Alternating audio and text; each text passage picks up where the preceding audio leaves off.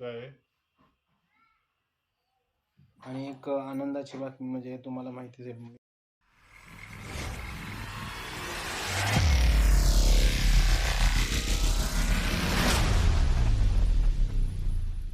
नमस्कार मित्रांनो, स्वागत आहे तुमचं आजच्या आपल्या नवीन ब्लॉगमध्ये. तर आज आहे संडे. आज सकाळी सकाळी आम्ही नाश्ता वगैरे करून आज पोलिओ डोस असल्यामुळं ऋतूला पोलिओ डोस देण्यासाठी घेऊन चाललेलो आहे. इथं जवळच 1 किलोमीटरवर दाखवत आहे पोलिओ बूथ आहे. तर बघूया आपण कुठं आहे पोलिओ बूथ. जाऊया. ऋतू काय करायचं आपण? डोस प्यायचा. डोस प्यायचा ना? बोल, डोस प्यायचा. तर ठीक आहे, चलो. तर मित्रांनो, आम्ही त्या सेंटरला गेलो होतो, पण इथे पोलिओ डोस अवेलेबल नाही आहे. ऋत्वीची 1.5 वर्षाची लस होती, ती पण राहिली होती द्यायची, ती पण अवेलेबल नाही आहे. त्यांनी बुधवारी बोलवलं आहे. जर मित्रांनो तुमच्या घरी काही लहान मुलं असतील, 1.5 वर्ष झाले असेल, तर लसीकरण नक्की करून घ्या. तर मित्रांनो, जेवण दुपारचं झालेलं आहे. चिकन आणलं होतं. ॲक्च्युली मी जायचो दरवेळेस चिकन शॉपवर आणि जाऊन तिथं आणायचो, पण मला ते मागच्या वेळेस कळालं की तो होम डिलिव्हरी पण देतो फ्रीमध्ये. म्हणून मी ह्या वेळेस त्याला फोन करूनच चिकन द्यायला सांगितलं. बड़ा हरामी हो बेटा. त्याने चिकन दिलं, चिकन केलं होतं, मस्तपैकी बिर्याणी केली होती. तर ठीक आहे, आता मी थोडा आराम केला आणि आता थोडंसं इथे संडे मार्केट लागतं तिथं चाललो आहे. थोडंसं असंच, आज 2 दिवस सुट्टी होती, कुठे गेलो नव्हतो जास्त फिरायला, म्हणून आज संडे तर म्हणलं आपलं थोडंसं फिरून येऊयात. तर आम्ही संडे मार्केटला आता चाललेलो आहे. चला तर मग निघूयात.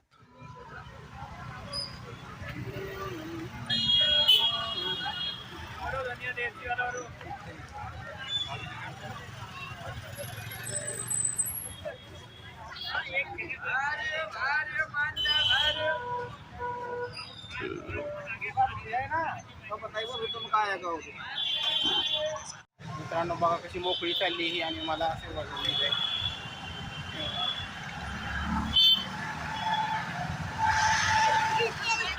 सारखं मलाच घ्यावं लागतं तिला.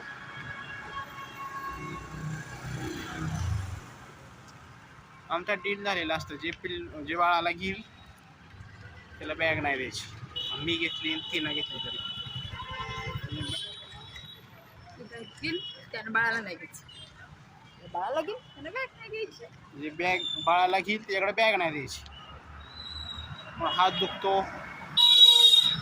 एक हात खूप दुखतो या बाळाला घेऊन, त्यामुळे जे बाळाला घेईल त्याच्याकडे बॅग नाही देत आम्ही.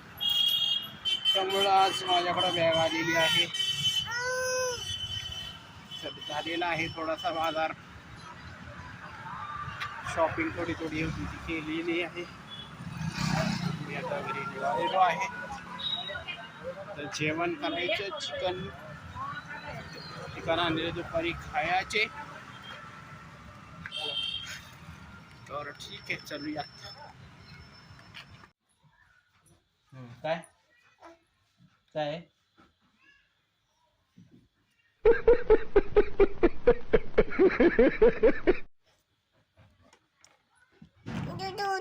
भाकरी करताना थोडं पीठ सांडले, तर तिथलं पीठ असं गोळा करून असं बोटात घेते आणि मला येऊन लावते.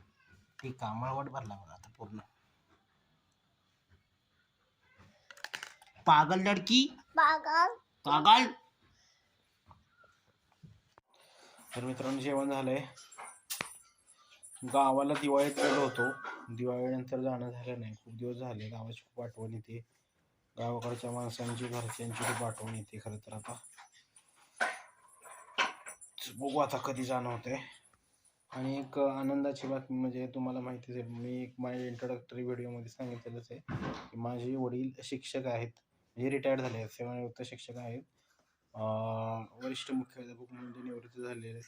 तर काही दिवस, 1-2 वर्ष झाली असतील रिटायर झाले. तर आज त्यांचा एक कोरेगाव प्राथमिक शिक्षक संघ म्हणून आहे. तर कोरेगाव तालुक्याच्या सेवानिवृत्त प्राथमिक शिक्षक संघाच्या अध्यक्षपदी त्यांची निवड झालेली आहे. तर ते सेवेमध्ये असताना आणि सेवानिवृत्त झाल्यानंतर सुद्धा त्यांच्या शिक्षक संघासाठी खूप काम करायचे. त्यांच्या वरिष्ठांसोबत आणि संघाच्या पदाधिकाऱ्यांसोबत खूप त्यांचा चांगला सलोखा होता. तर त्याचीच पावती म्हणून त्यांना आज त्या शिक्षक संघाकडून एक अध्यक्षपदाची जबाबदारी त्यांच्यावर सोपवलेली आहे. तर पप्पांचं खूप खूप अभिनंदन त्यांच्या अध्यक्षपदी निवड झाल्याबद्दल. आता खरं तर ते रिटायर्ड झालेत, ते त्यांना तेवढीच करमणूक पण होईल, थोडा त्यांचा पण वेळ त्या कामामध्ये ती कामं करताना थोडासा वेळ त्यांचा निघून जाईल. तर ठीक आहे, पप्पांना पुन्हा एकदा त्यांची कोरेगाव तालुका सेवानिवृत्त प्राथमिक शिक्षक संघाच्या अध्यक्षपदी निवड झाल्याबद्दल खूप खूप अभिनंदन. तर ठीक आहे, मग आजचा ब्लॉग आपण क्लोज करूया. भेटूया पुढच्या ब्लॉगमध्ये. चलो, गुड नाईट. Peace.